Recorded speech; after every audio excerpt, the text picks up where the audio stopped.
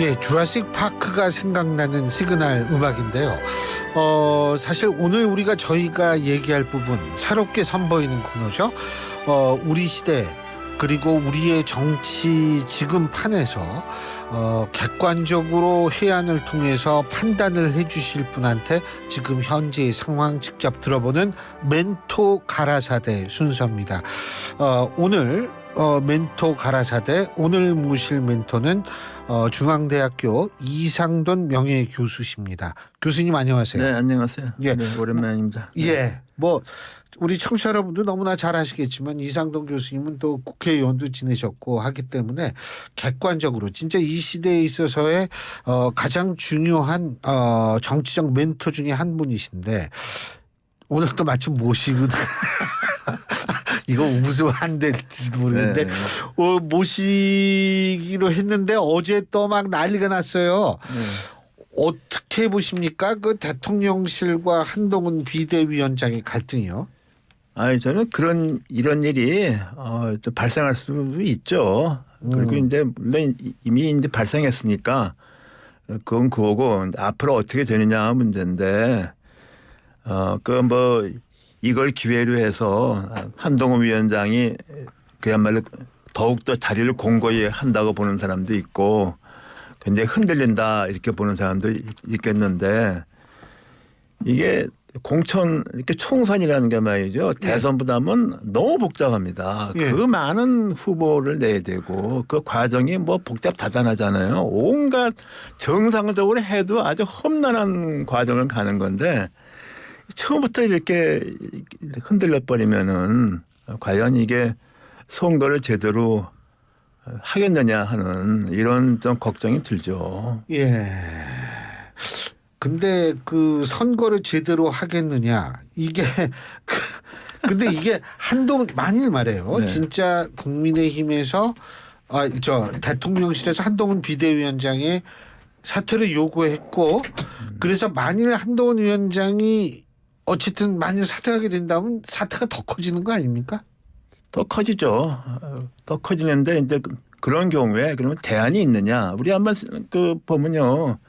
원래는 김기현 전 대표가 아마도 우리가 알고 있기는 그냥 대표를 계속 하는 거로 기대했던 거 아닙니까? 그런데 벼랑간 한동훈 전 법무장관이 이렇게 나온 거 아닙니까? 그건 뭐냐 그러면은 이렇게 사람이 좀 이렇게 별로 없다. 그 대안이 별로 없다는 것인데 그러니까 지금 상황 볼 것 같으면 한동훈 위원장을 교체한다는 것은 이건 좀 나 어렵다고 봐요. 상상할 수 상상할 수 없다. 그러나 이렇게 해서 과연 이렇게 되면 이제 한동훈 위원장부터도 매일매일 어떤 메시지 낼 때 말할 때 어떤 행보를 할 때 일종의 뭐라 그럽니까 주눅이 든다 그럴까? 자기 검열이 좀 강화된다는 거죠. 그러면 답답하게 보이고 또 그러면 말이죠. 그걸 좋다고 해서 그걸 또 되게 아시겠지만은 이렇게 되면 온 정치부 기자들이 따라다니면서 말 한마디 행동 하나 이걸 다 파악해서 뭐가 틈만 보이면 확대해서 쓰지 않습니까?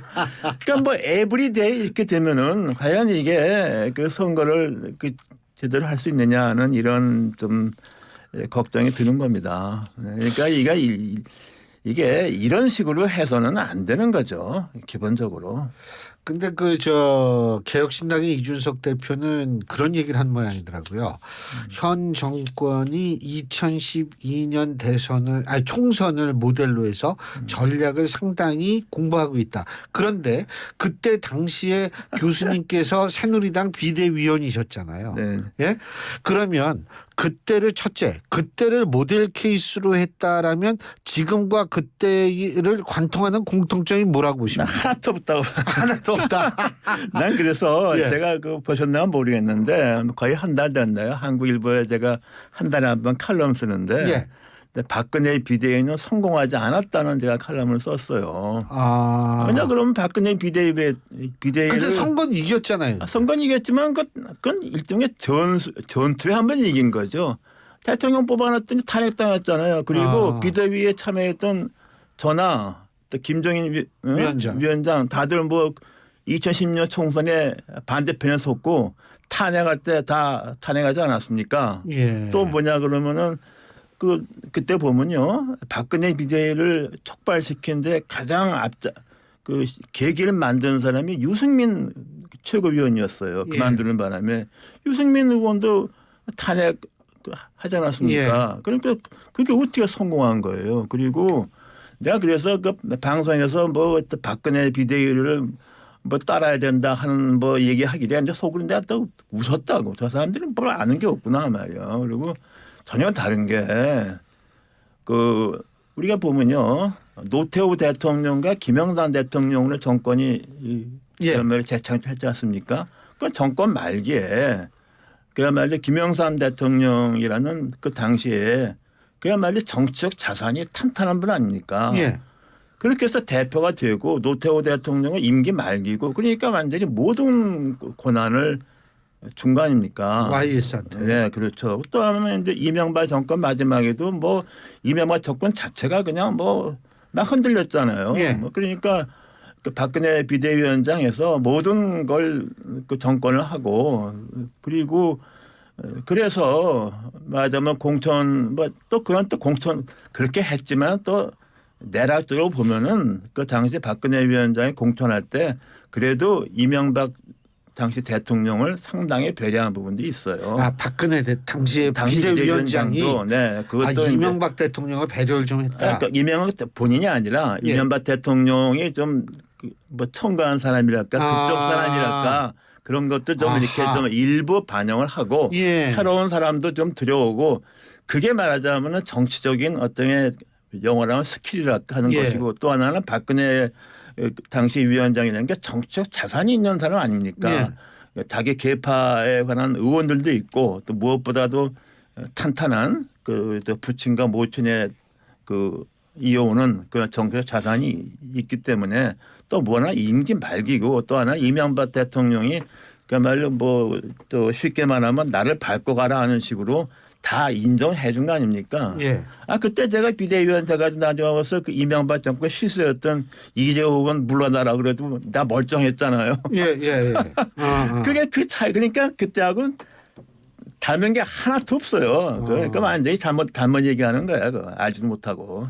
그 지금은 그러니까 전혀 일단 임기 말도 아니고 임기 말도 아니고. 네. 한동훈 위원장이 그때처럼 뭐 박근혜 김영삼 박근혜 그 정치적 자산이 없지 않습니까? 없죠. 정치적 자산이 뭐냐 그러면 자기를 스카우트해 준 윤석열 대통령밖에 없잖아요. 예. 황교안 대표가 그랬잖아요. 자기를 스카우트해 준 자기를 법무장관 총괄시키는 박근혜 대통령밖에 없었잖아요. 예. 거기가 무너지면 그만이지 뭐 있어요? 그게 없는 거지. 그러니까 제가 볼 때는 그 지금 한동훈 비대위원장이 지금 너무 빨리 나선 게 아닌가 하는 것이 그건 제 생각입니다. 이제 너무 늦어버렸죠. 네. 뭐 이게 왜 이런 갈등이 촉발됐는지에 대해서는 뭐 설들이 좀 있는 것 같아요. 그러니까 예를 들면 대통령실 쪽에서는 이 공천 시스템 공천을 대통령이 굉장히 바랬는데 한동훈 위원장이 김경률 비대위원을 뭐 마포 이 의뢰 이렇게 그 얘기를 뭐 손도 들어주고 뭐 이랬다라는 이런 부분. 근데 또 일각에서는 김건희 여사의 명품백을 한동훈 위원장이 얘기를 했기 때문에 그 문제에 대해서 뭐 이런 갈등이 폭발이 됐다. 어떻게 보십니까? 근데 이제 그런 것도요.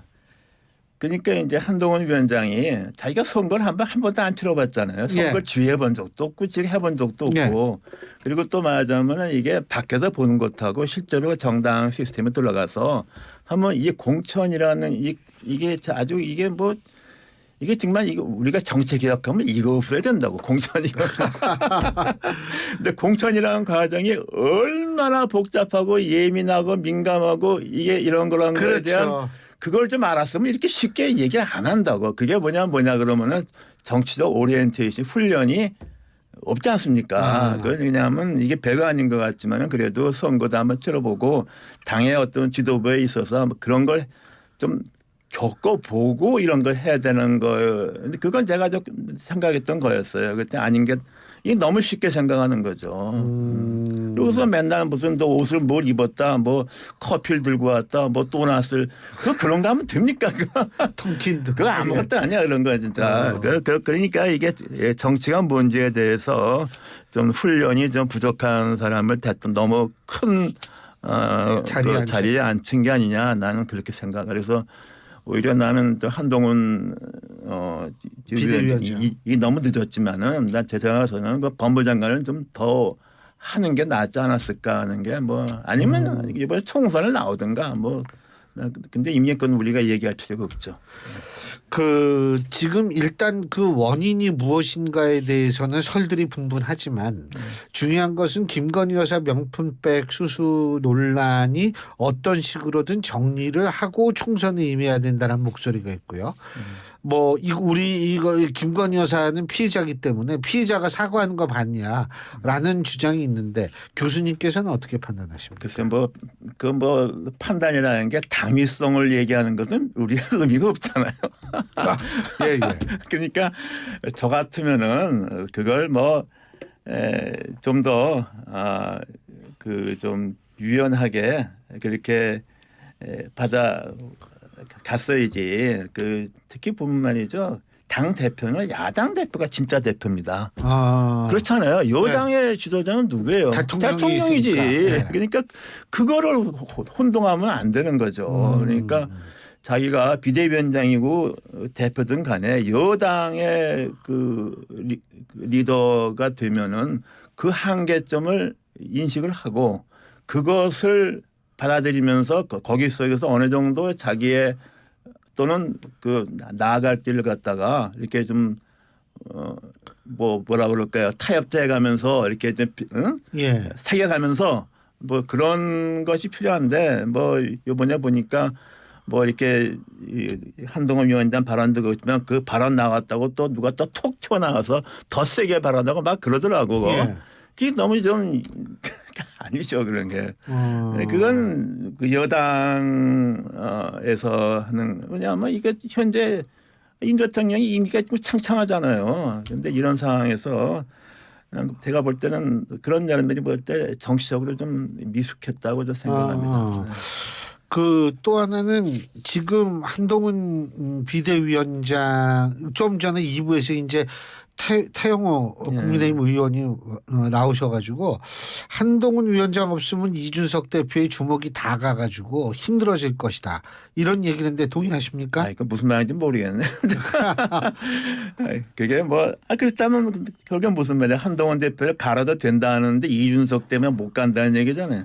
뭐 모르게 그게 말이 됩니까? 나는 말도 안 되는 얘기예요. 그게 말이 돼요? 뭐 이준석 뭐 대표인가요? 대표입니다. 지금 개혁신당의 대표 때문에 대표입니다. 뭐 한동훈 위원장을 갈지 못하니까 우리는 그게 말이 됩니까? 그게 말이 안 되는 얘기지. 문법이 안 되는 얘기지. 그건. 그 이준석 대표 개혁신당 어떻게 미래가 잘 될 거라고 보십니까? 저는 그렇게 그 당이나 어느 당이나 지역구에서 당선되는 얘기가 굉장히 어렵다고 봅니다. 그거는 제3당을 해본 사람만이 그 피해를 느낍니다. 해보셨죠. 예.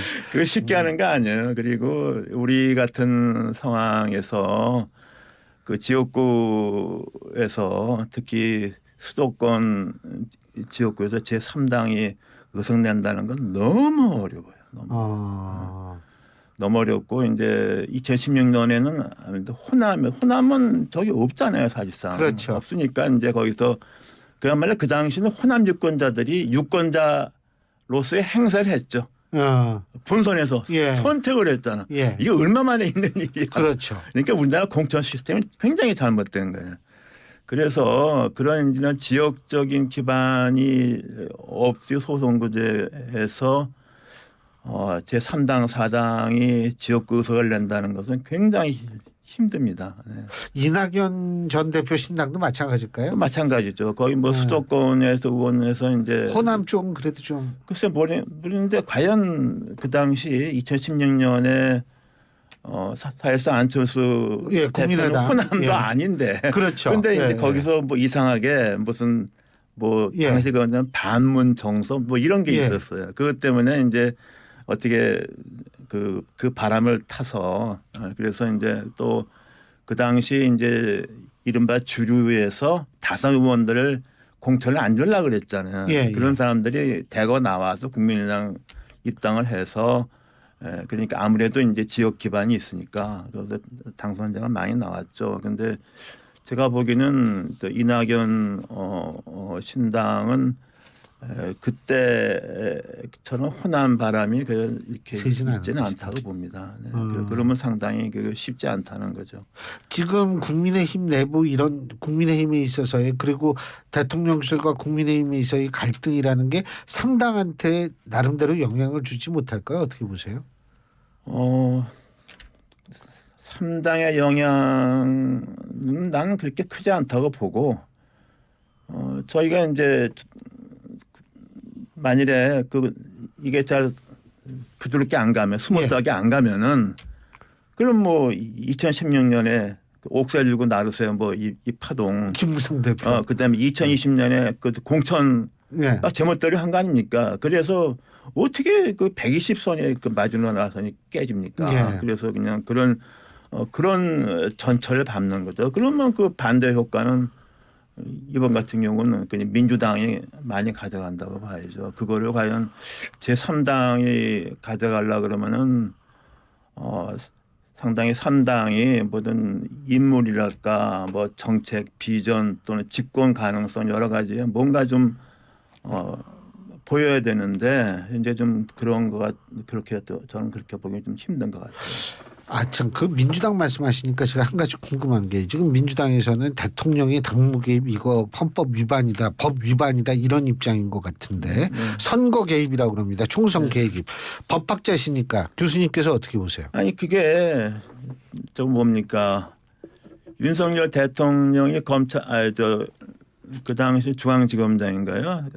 그 적폐청산 박영수 특검에 이어서 그 당시에 이제 박근혜 대통령이 이제 탄핵하고 나서 이제 이것저것 뭐 정치 뭐 뇌물자 어떻게 있으면서 국정원에서 받은 비자금으로 선거를 앞두고서 여론조사를 두 번 몇 번 한 게 있었어요. 그것을 정치 개입이라고 그래서 제가 보기에는 징역 몇 년이 늘었어요. 예. 추가 늘었어요.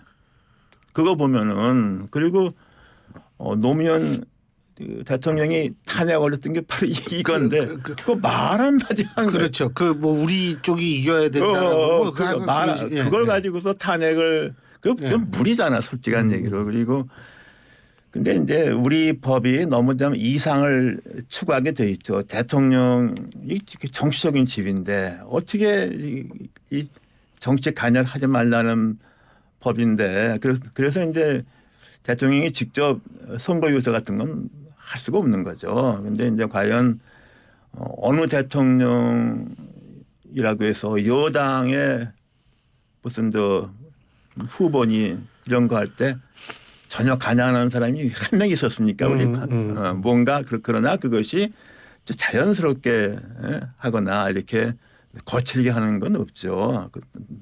그런데 이제 이런 비슷한 현상이 이제 이준석 대표가 그 대표에서 사실상 뭡니까? 끝나다시피 했지 않습니까? 그것도 보이지 않는 힘이 있어서 그런 거 아닙니까? 그러니까 이런 것이 이제 엄격하게 얘기하면은 그게 이제 우리 관련법 위반이라고 볼 수 있는데 일단에 그런 법이 과연 그렇게 엄격하게 지킬 만한 합리적인 법이냐는 문제가 있고 당원은 해도 되는데 딴 거는 좀 우스운 거죠. 그리고 또 하나는 현실적으로 현직 대통령은 탄핵을 하지 않으면은 그건 뭐 기소할 수가 없는 거니까. 그래서 이제 제가 볼 땐 그래요. 그런 거 우리 법이 좀 불필요하게 또 현실적이지 못한 그런 면이 있어요. 그런 면이 있는데 그러니까 이런 상황에도 솔직히 좀 너무 거칠게 대한 거 아닙니까? 뭐 이런 건 의견을 전달할 수도 있고 여러 가지 있는데 이번 같은 경우는 참 보기 드문 거죠.